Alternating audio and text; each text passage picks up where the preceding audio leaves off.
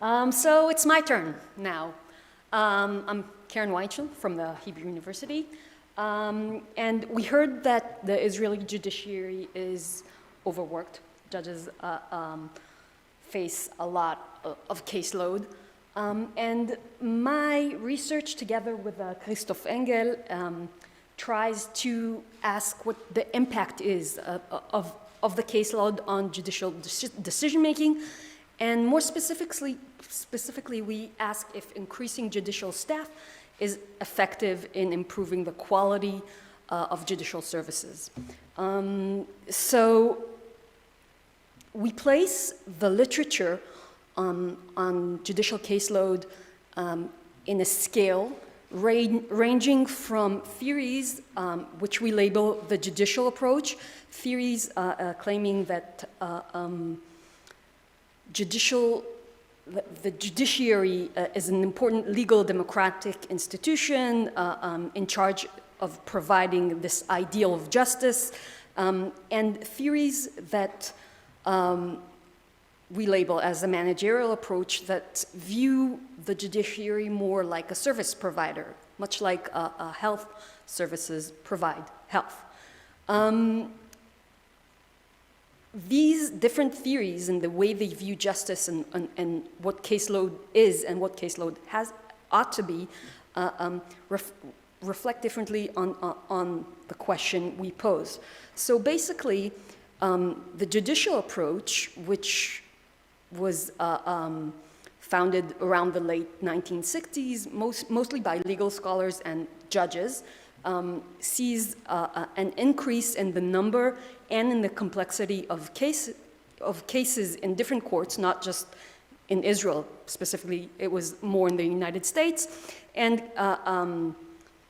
claims that there is a caseload crisis in many courts. The causes are external to the courts, so there's an increasing volume and complexity of cases, and the number of judges doesn't change. And the remedy that they recommend is appointing more judges. And that's basically, I think, the approach of our judiciary today. On the other hand, around the late 70s, we see a more social sciences research on this question, and they view this situation completely differently. So they see the crisis not as a caseload crisis, but more of a situation caused by mismanagement, inefficient courts and legal procedures. And they claim that that appointing more judges wouldn't solve the situation. There has to be more procedural reform, proactive case managements, and things that we also see in our court to improve judicial services. This whole debate, which we see in the literature, echoes another debate on judicial behavior. What do judges maximize? So again, we can place different theories on the scale, from those claiming that one of the things judges maximize, not all, but one particular aspect is maximizing leisure. So they maximize many things, and also they want to have time to be with their family, rest, attack, which we all want to. On the other hand, there's the doing a better job approach, motivated judges approach, which claims that the main and most important motivation and the dominant motivation is to do a better job. So if there will be an increase in judges, more judicial workloads, what we will see basically according to this motivated judges approach as well as a judicial approach is that the increase in judicial staff will lead to increase in quality of judicial decision making. On the other hand, the alternative hypothesis is that if we increase judicial staff, we won't see any effect on judicial services, or the effect will be very little. Of course, what I'm saying here is an extreme theory of both hypotheses, and in reality, most results will be somewhere in the middle, but I'm taking this to the extreme as a methodology to see what actually happened, at least in Israel, in our near-natural, well, almost natural experiment. And I'll say why it's an almost natural experiment and not a complete natural experiment. So we test the different alternative hypotheses using a trial-by-night pilot in the Israeli courts in 2012. So in 2012, the Israeli courts decided to try a new approach to reduce caseloads and have a second shift of trials.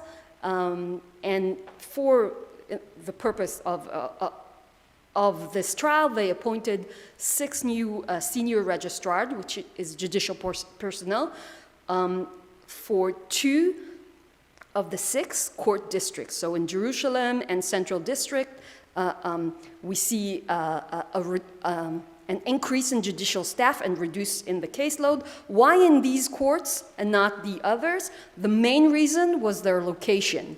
The courts are in the central part of the city where there's a lot of parking and activity at night.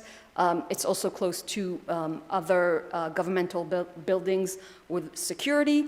So that's the main reason. They did not decide to try the pilot there because of special workload in this courts or work procedures in this court. So what we can see is, you can see in the graph here that in these 2 courts, the Central and Jerusalem, there's a shock of decrease in the workload per judge. So what we're doing is we're measuring the workload per judge in all of the courts in Israel, and we see that this shock is caused by the trial by night pilot.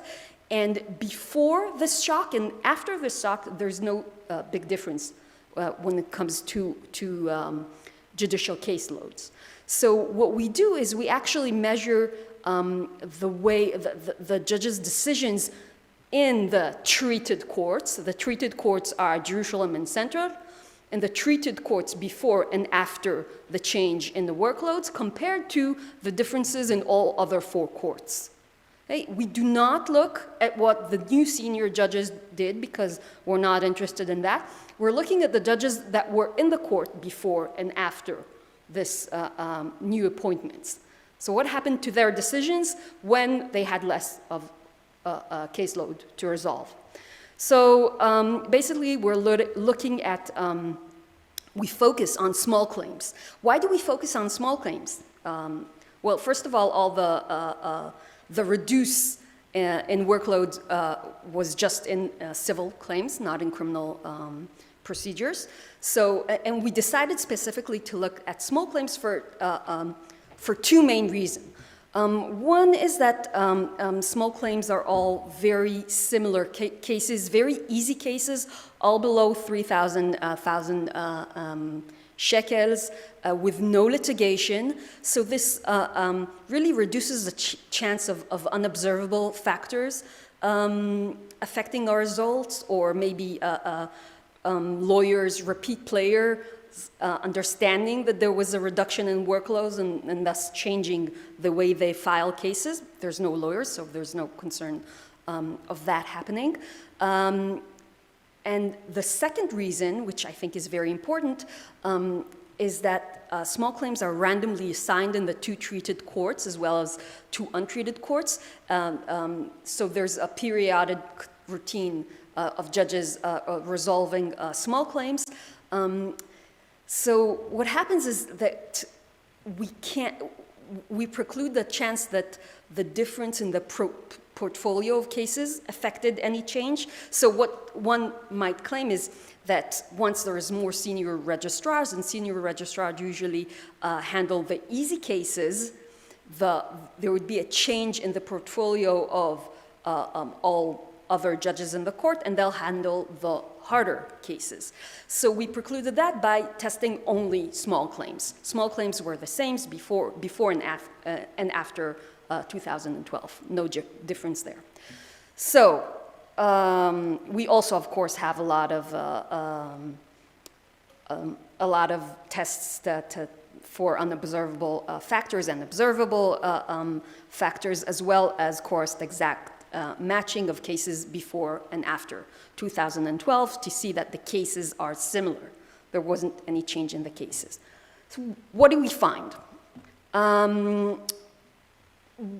We find that there was, actually I was surprised by these findings, I must say. We find that there's a very large and of course statistically significant effect of increasing the judicial staff. So you can see here, for example, let's look at the first graph, the decisions on the merit, and you can see that the first bar, which is all the untreated courts in Israel, and the second bar, the treated courts, Central and Jerusalem, that's C and J, Central and Jerusalem, they have the same amount of decisions on the merits, case resolved on the merits before the treatment.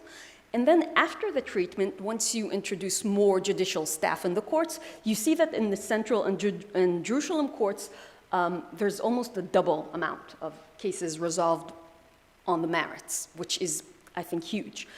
You can also see that once there is more judicial staff, there's of course less settlements, more witnesses are heard, more decisions are being written in the chamber and not in the, while at the hearing. That takes more time for the judges to write the decision in their chambers. And of course the decisions in the last bar there, they're much lengthier, longer decisions, pages increased only in the treated courts. Now, I had this small talk with an economist, and he said, wow, that's terrible. We should not appoint more judges, because why do we want them to decide more cases on the merits or write lengthier decisions? It's ineffective, right? So one can argue that, especially when we're talking about small claims, not the most important of the civil cases. But I disagree. I disagree because what we found is that the change is not only in the manner of deciding cases and the procedure, and it's also in their substantive outcome. So to our surprise, I must say, we found that increasing the judicial staff works to the benefit of the plaintiff. So plaintiff win more cases in complete victory in all their claim. They recover much more of their costs when judges have more time or less caseload. And they recover more costs. So there's a higher degree of cost shifting, mainly towards plaintiff. So this actually changes not only the way judges decide, but what they decide. We, of course, had a lot of multivariant regression models to test if our findings remain once we hold for many other things, and of course with the exact chord matching.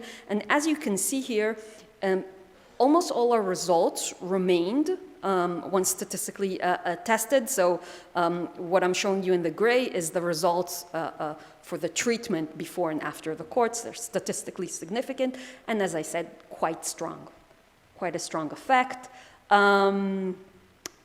So our finding, I think, lend support to the motivated judges approach and the judicial approach quite strongly.